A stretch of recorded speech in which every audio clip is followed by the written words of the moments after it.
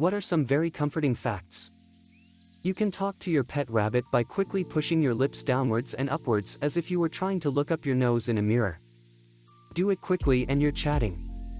It mimics the nose movements they make and you can see them wiggle their noses faster out of interest. Copy their rhythm and watch them talk back. Also, stomping your foot like they do as well as turning your back on them when annoyed is understood too. If they have chewed something they shouldn't have, you can stomp one foot and turn around with your arms folded. Have a look over your shoulder to make sure they see you. They should come to check on you, and if they don't, stomp and make sure they see your back is turned. Eventually they get it and come over to make sure you're okay. Then let the nose wiggling commence. You can expect them to do the same to you as well, like when you clean their enclosure. Nurse here. If you're having a general anesthetic for a routine operation, and worried about dying while under, please be aware there are about 7 different levels of stuff we can do to bring you back. So if the thing we normally do doesn't work, we've got plan B, then we've got plan C, D, E, F, G and H, and we rarely need to even go to plan C, let alone the rest. It's ridiculously rare for you to never wake up from a routine op. Of course it happens occasionally, but for every case you've heard about it happening, there's thousands of identical operations where it didn't. I've been qualified for 15 years and it's literally never happened anywhere I've worked. Crows will let other crows know if you're a good person. Feeding a crow in your backyard can quickly become many crows over time since the rumor spreads. And nearby crows in your area will know you as one they like. They can also be known to be protective of you and even bring you gifts. Suffice to say, crows are one of the most intelligent creatures on the planet and they are truly underrated. Saw a documentary about a guy who fed the crows who visited his backyard. The crows actually befriended the guy's pet cat and the cat enjoyed playing with the crows. One day the cat, who spent part of every day outside, did not come home. Later the guy discovered it had been attacked, probably by a coyote, and had been killed. Several days later the crows found the cat's collar and brought it to the guy, leaving it in the backyard bird bath where they had often left little gifts, a toy car, a child's beret, etc., for the guy. He wept telling that story, and I wept hearing it. Cheetahs are very shy animals. So some zoos give them support dogs like those for humans. It's the cutest thing ever.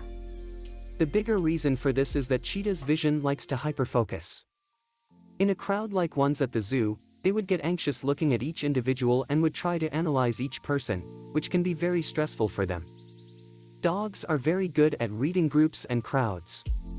They pair a dog with the cheetah to rely on emotionally. If the dog is calm, the cheetah will trust them that there's nothing to worry about from those crowds. How zoo prevent the cheetah from killing the dog? They're typically introduced at a very young age and imprint on each other. Cheetahs are also not naturally driven to kill dogs as prey.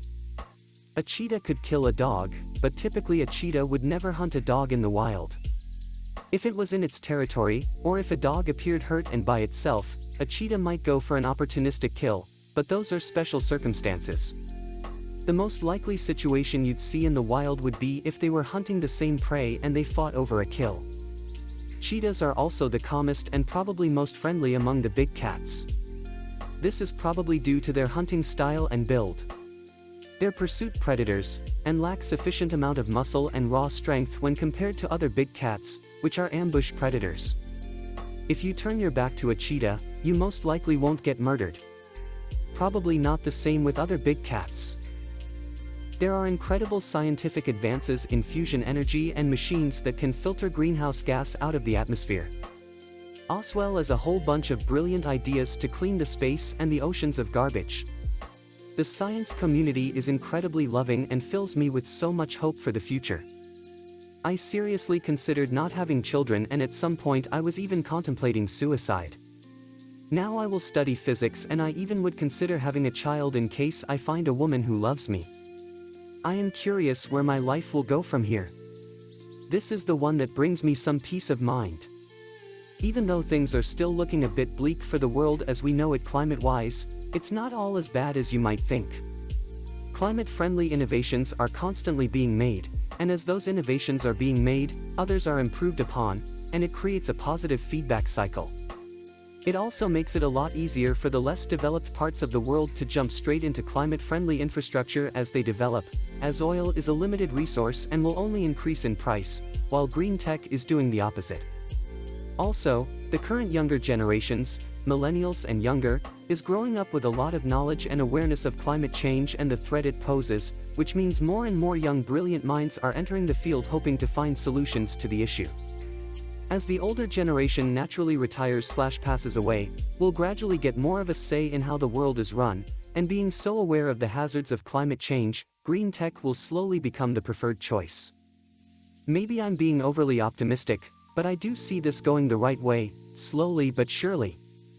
I learned recently that prior to 2015 the world was on track for the global temperature to rise 4°C by 2100.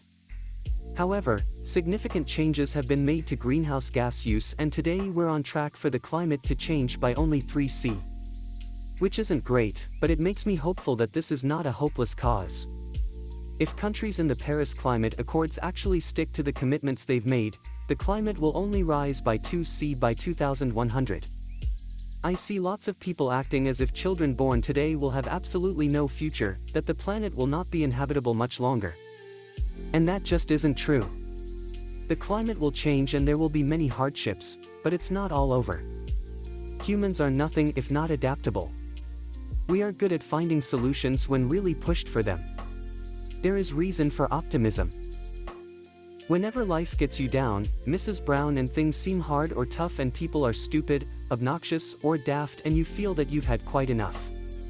Just remember that you're standing on a planet that's evolving and revolving at 900 miles an hour, that's orbiting at 19 miles a second, so it's reckoned a sun that is the source of all our power. The sun and you and me and all the stars that we can see are moving at 1,000,000 miles a day in an outer spiral arm, at 40,000 miles an hour of the galaxy we call the Milky Way.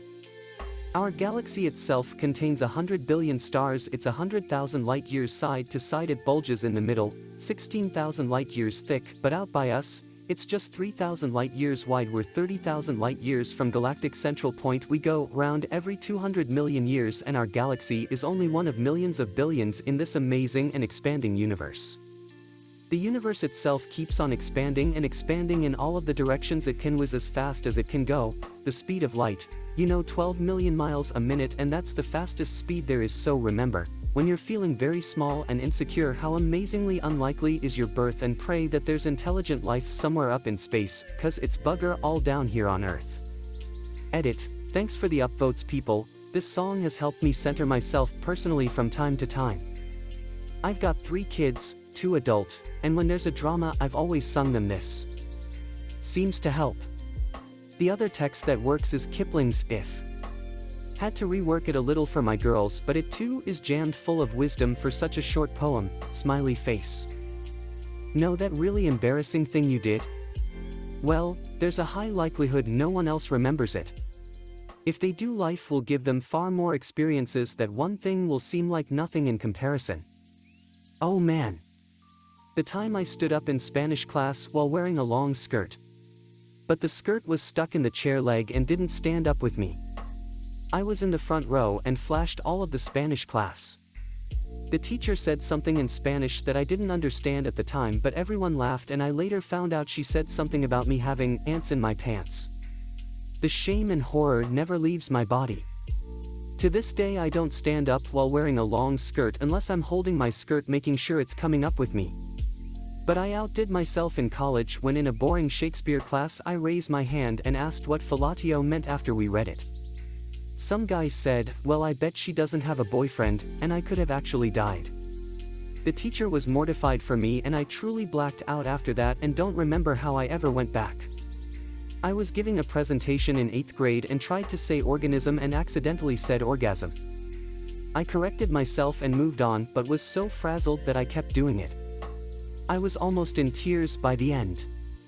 In 9th grade, our bio teacher started day 1 with a lengthy lecture about how someone was inevitably going to say orgasm instead of organism in class. Yes, it's very funny, etc. Just as intended, his early discussion took the wind out of the sails, and it was a non-event for the rest of the year. My dog will always love me no matter how bad I fuck up in life. Although it might be a bit sad, she truly is my best friend. Your dog is just your dog, but from your dog's view you are their whole world. You feed them, keep them company, you're the reason they get to come and go from places for walks, you're their main source of entertainment and play, etc. You are everything in their life and they love you for that. Take good care of your pets, folks. They may only be a part of your life for a fraction of your life, but you are very much their whole existence and the only thing they will really have in their whole lifetime. Hope you enjoyed the video.